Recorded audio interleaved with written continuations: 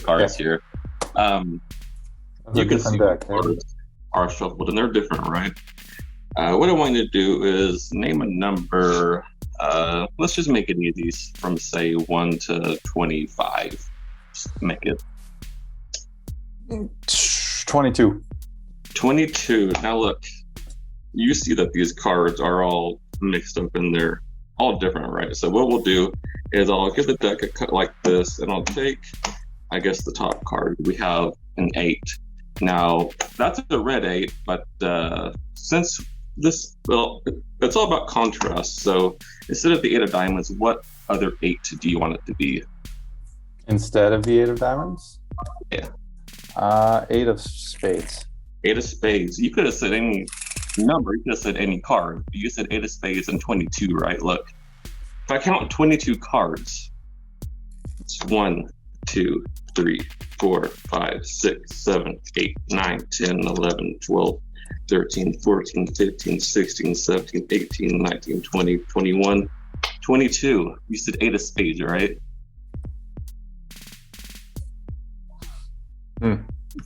Wow. Right. Yeah, no, that's good. That's good. No, that's really cool. I like that. Here, all right. Thanks, man. Let me follow that up with I'll do an any card, any number one. All right. All right. So to start, you know, deck's all shuffled, and if you were here, I would let you shuffle this deck. All right. All right. So I'm gonna have you pick a card. I just want you to call stop whenever you want here. All right. Stop right there. Right here. Do you want this one, this one, this one? Doesn't really matter. The one that's closest to the stack. Right here. Yes. All right. Remember that card. I won't Okay. look. Got it. Got it. I'll shuffle it. I was turned away. I don't know if you could see, but Yeah, I saw that. so I'll shuffle those up. And if you were here again, I would let you shuffle these. Now, I'm going to try to have you do something interesting because in a second, you're going to try to get the position of your card. But to do that, I'm going to let you memorize the order of this deck of cards. Okay. But I'm going to go through it pretty quick. So you won't have a lot of time, but try to do your best. All right. All right. You got these ones Got him. Locked down. locked in. Locked in. All right. What's the 15th card in this pack? 4 diamonds. Easy. Easy. Perfect. I think you're right. Last few here. All right. You got these? Got him. Yeah. All right. And I will take the deck and we will leave it right there. Now, I'll leave my hands in view for now. So here's what I want you to do. You have a calculator in front of you, right? On a calculator, there are 9 single-digit numbers, right? If we don't count 0, because if you pick 0, this trick's not going to work. So 9 single-digit numbers. Just type in for me like 9 times 5. What do you get?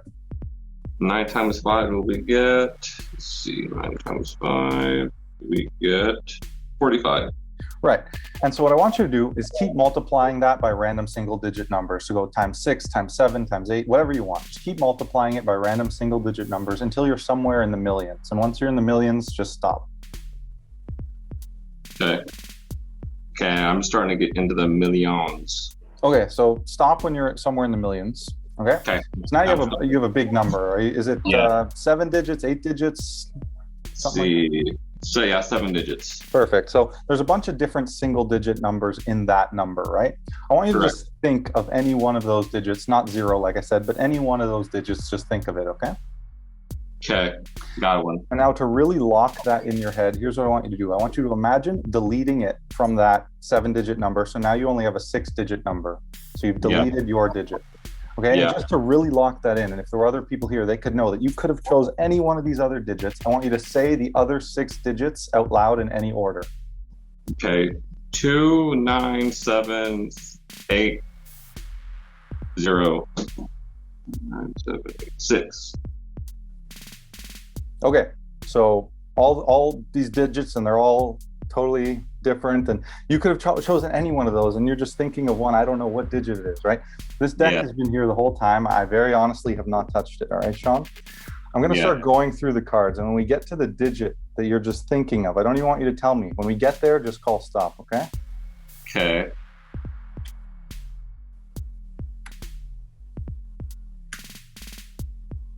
Stop. Right here. Yeah. Number 4. Yeah. Sean, for the first time, what is the card you're just thinking of? 8 of diamonds. Nice.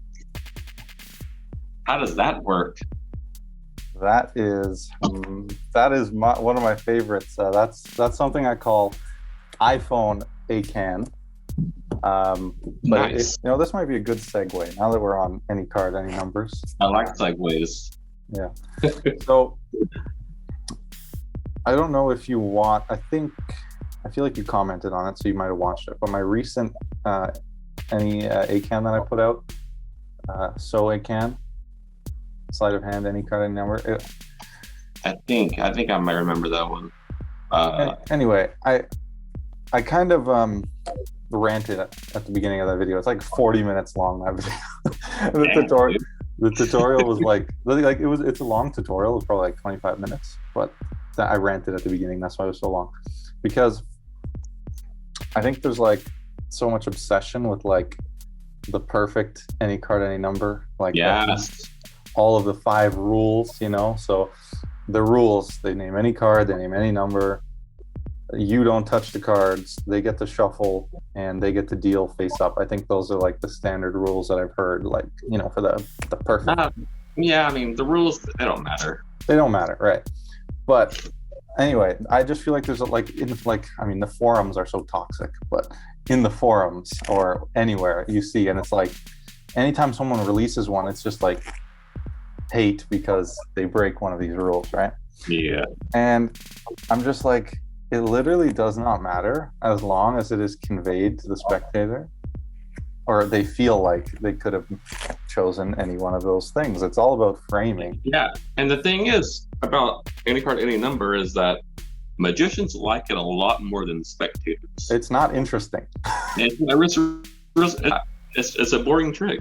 And the thing is, so I had another interesting sort of take in that video. So part of my rant was that it doesn't matter. Like, so in the version I put out, it basically meets all those rules. But realistically, you can't meet all those rules. You have to break one for a method. That's how it goes. But again, it doesn't matter. It's just a magician thing that it matters. And so that was part of my rant, because something like what I just showed you, the numbers were very restricted. Yeah. Right. And I could have you, and I could have you name a card, but I think it's stronger if I just use I don't know how clean that force was. It doesn't work so well over virtual. It's much better in person when they can touch it. But a very clean force, so my favorite force, for example. So it's so like, the normal spread force, you call the card underneath and you like do that thing. So I do it, it looks like this, and I push the card out over top. So that would be the force card instead. And that was really clean. Yeah, right. It looks really, really nice. So what you do is you need some leverage when you're culling to be able to push that card back, right? If I just did it with one hand, like it doesn't work, right? So what I discovered is that as you go to show, you can use this packet, and just this thumb is that leverage you need as to quickly hold it up like this, and it'll allow you to flick that card into position. So it's super fair. Like, to me, it's equally as fair as the classic force, which I think the classic force sucks anyway, and that's another. Oh yeah, I can never get a hold of it. I can't do it. Well, it sucks anyway, and I'll tell you a really interesting story about that later. But anyway, I think it's like that is the fairest force in my opinion, because what I can do it turning away too, right after the call. So I go like this, they see the card, and then I give it to them like that, and they shuffle it. Like, to me, that's way more fair than them naming a card, especially in the mind of someone who doesn't know about forcing, right? They're like, if they name the card, then I know what it is. So in that last trick, when I'm doing it to the layman, I make it seem like I don't know the card and I don't know the number. The funny thing is, the thing that I think about a lot is a lot of magicians claim to know how spectators think, and that's not the case, because how could they know? Nobody could know. It's like all these magicians like act like they're so professional in psychology, and like they know this spectator and they know how to construct the perfect trick. Like, no, you don't. Like, your shit sucks. It sucks. And the funny thing that you say that is, like, what I'll actually do is like a good tip for people who like, if you really want to know what your spectator's thinking, ask. 90% of the time when I do a trick for someone, especially if it's someone new, I haven't done a trick before, I'll say, what do you think?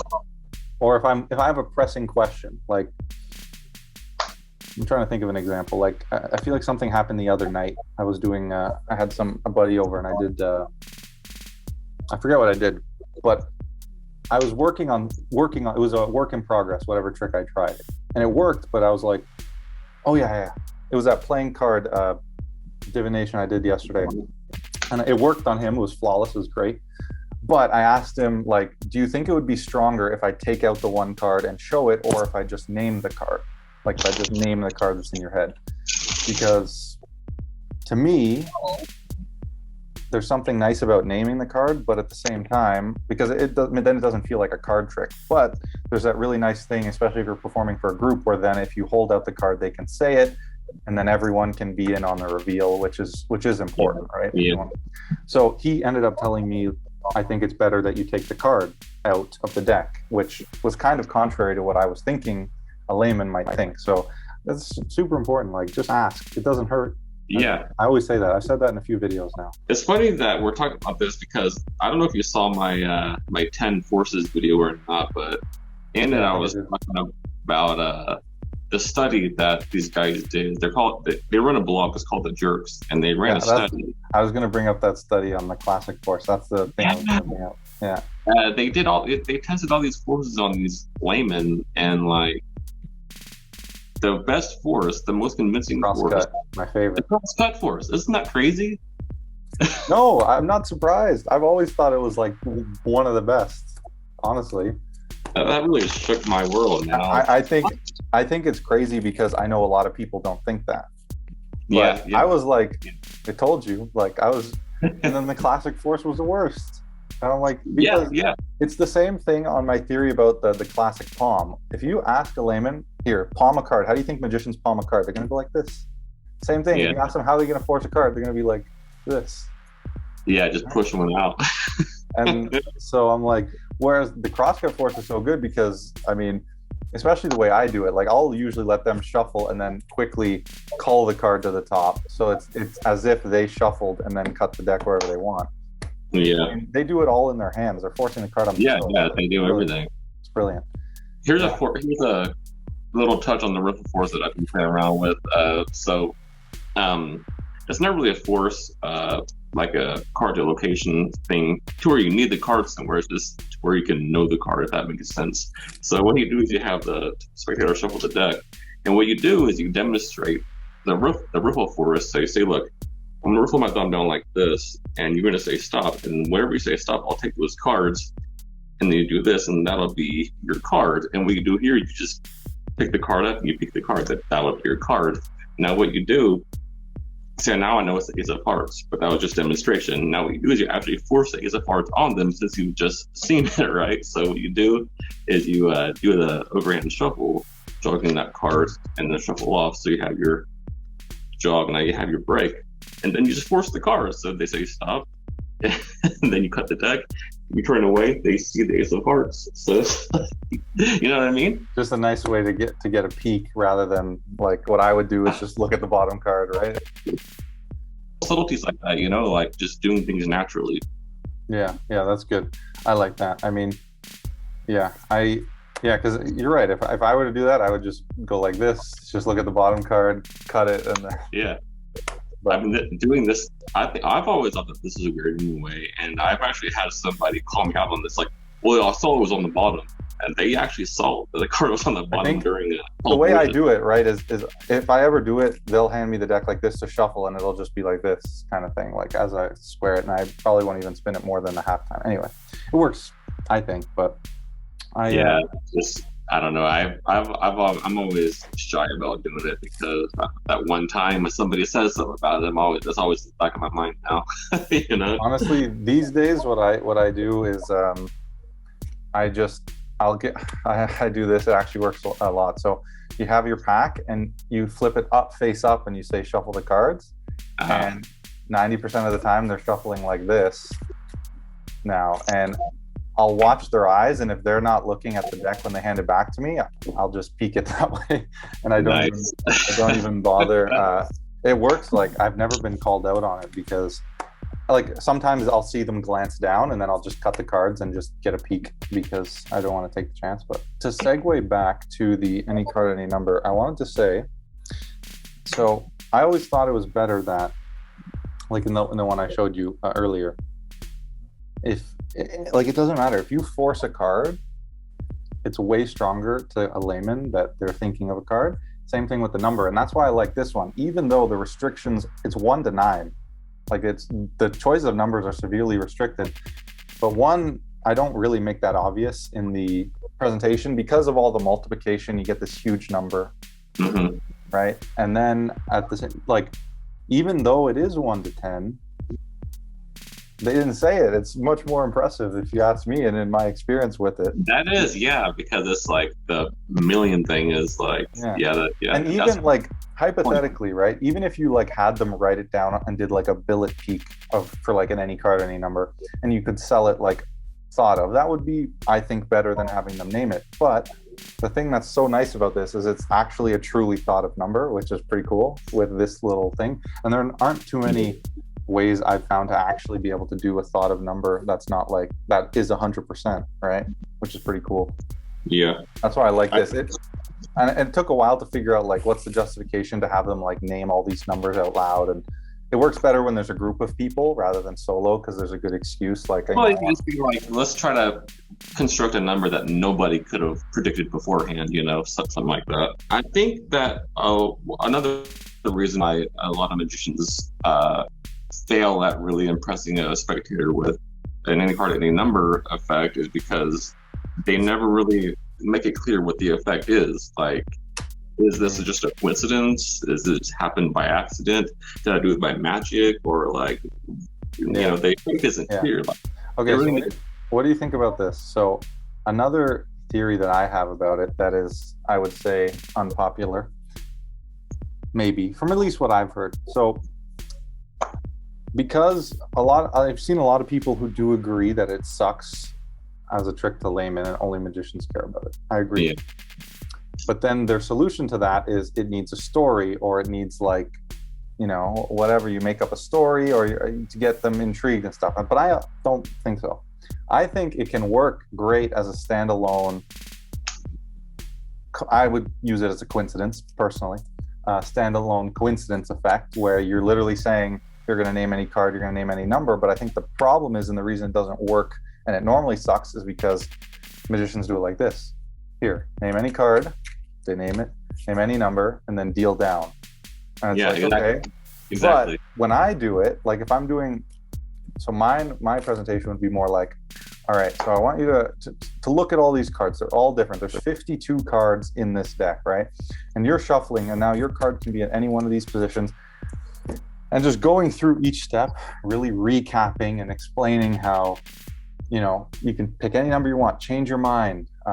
This is all in your hands. The chances, and mathematically, it's 1 in 52 because the card is already at the set position. But most people aren't very good at math, and so you can play it off as like 1 in 2096 or whatever 52 times 52 is, because it seems like the card would have to be, they'd have to name the right card 1 out of 52 and the right number 1 out of 52. Yeah. Really, that's not how it works, but I frame it that way. And yeah. You can frame it to where like the spectator is like a psycho, like they know where the card is, That's a good idea. You know what I mean? Because it's like they would have to know the number and the card, which seems like 1 out of 52 probabilities, but really the card's already at that spot, so you just have to guess the number it's at, which is really only one. But I frame it and I say, there's thousands of combinations of cards and numbers you can pick, right? And so that makes sense now how you're having to memorize the deck. So yeah, that makes a lot of sense. That's really good, actually. I like that. Yeah, and then what happens is it's still, I don't have to make up like, your card is going to be Beauty and this is the Beast, and I want you to like some stupid story about like the deck cards and like try to get them captivated, and and it's just like I don't think it needs the story is just make them understand why this is cool. Why do you explain to them? I explain. I try to put them in my shoes and get them to understand why I think this is a cool plot, because I like it too. I like it too. Like I'm not gonna lie, I really enjoy any card, any numbers, the methods. Oh, don't get me wrong, it's one of my favorite tricks. I'm obsessed with it. I search out methods at least once a day. But yeah. So that's my thing on it. Like, so I have a few that I do. All my own actually. I've dabbled with other people's, but like I don't know. I think really like the most perfect method we'll say that exists is like probably like Aussie wins. I would say it's pretty much as close as like perfect as it can get in terms of. First time I saw that, I was like mind blown, and when I locked the download, I was like disappointed. You know. Yeah, I agree. It's good, but it's just like it can be practical, but for me it wasn't. And so what I started with, so I have I think 3 that I do. So there's that one, and I like it because I can really sell the thought of card, thought of number. So it gets really strong reactions. I do one, it's a great virtual trick that I came up with in the last year, and it's like a mirrored any card, any number. So they have a deck of cards, and I have a deck of cards, and they say a number, they say a card, and it matches in both of our decks, which is pretty sick. I want to show you any card, any number that I do sometimes. It's sort of like a prediction, any card, any number. Yeah, for sure. I'd love to see it. Just as to finish my last thought there, the one I just posted recently would be my go-to, and when I came up with that, it was literally just I want an any card, any number that's really practical for like my anytime, anywhere. Yeah. So, no stack, any deck shuffled. I did want it to be a more like pure. So I want it to be, they name any card, name any number. So that was ACAAN is what I call it. It's SOH ACAAN. So like sleight of hand, any card, any number, because it's only sleights, no memory work. And it honestly, all it took was me coming up with the logical plot to make everything fit. And it honestly, like, even the people in the comments I've been getting on it, like people understand why it's good. And I was worried about I shouldn't have been, but I was like, what would a magician think? I don't know. But then I was, because I know why it's good, right? I know for what I wanted. Like I made sure to say, this is practical. It's about being practical. The methods aren't mind-blowing. It uses a palm, and it uses this neat little shift that I came up with, which, and yeah, but I mean, the Spectator does the dealing. It's virtually a perfect any card, any number for the most part, and I don't know, it works really well, and luckily, people saw that, and it's doing really well, and I'm glad, because from a practicality standpoint, I haven't seen an any card, any number that's more practical, because no setup, and it's not very difficult. It's just a couple of little sleights, and it feels really, really fair. Anyway. Yeah, man. Which one was that? Was that on your YouTube channel? Yeah, it was like my last 5 videos. It's called. I missed that one, or did I? I don't know. I don't know. I thought you commented on it, but it might have been a different one. Anyway, I'll show you this trick. Yeah, let's see it. So look, here's what we're gonna do. I just want you to, you know what? Just say stop as I dribble the cards. All right. Stop. Right here. Look, we'll take this card that you stopped at, and I'll show it to you. You got it? Yeah. All right. What I'll do is I'll put it back in the middle of the deck, and we'll bury it somewhere down in the center. All right. Now look. Do you have a lucky number by any chance? Yes, but it's 0, unfortunately. Dang it. Well, here's what I'll do. I have a lucky card, and maybe we can come up with a lucky number that has to do with this card. So again, just like before, just say stop anytime. Stop. You could say stop anywhere. I mean, any of these cards would have worked, but you stopped on this amount of cards. So let's just count them. That's 1, 2, 3, 4, 5, 6, 7, 8, 9, 10, 11, 12, 13, 14, 15, 16, 17, 18. Do you think Yeah. 18 is a lucky number? Not particularly. But you happen to stop on the King of Hearts. Was that number 18? This card right here is actually the King of Hearts. Damn. Pretty weird, right? That's pretty weird. But I think it can go further than that. Let's see. Sure. You picked the card, didn't you?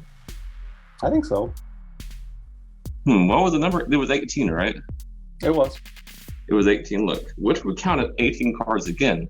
But first, let's cut the deck. So there's a new card at number 18, right? Just like this. So we'll count 18 cards. That's 1, 2, 3, 4, 5, 6, 7, 8, 9, 10, 11, 12, 13, 14, 15, 16, 17, 18. What was your card? Ace of Diamonds. Boom! That's good. That's really nice. Thanks, man. Awesome. Like I said, man, I'm obsessed with discovering methods of ACAAN and coming up with my own methods of ACAAN almost on a daily basis. Yeah. There's so many out there, and like I'll see them on like whatever website, and I'll be like, I'll watch the trailer or whatever, and I'll be like, looks cool. I'd love to know how it's done, but I don't feel like spending money on it. So I'll probably never use it. It's just, it's clickbait for magicians. It's really, really what it is, Yeah. Like, any video I've ever put out on that has ACAAN in the title is yeah. I feel like it's putting that in every title now. It's like just every trick. But it's just like a sponge trick. Coin magic ACAAN. I don't know. That's funny. Yeah. I don't know. It's such like, yeah, you're right. It's total clickbait.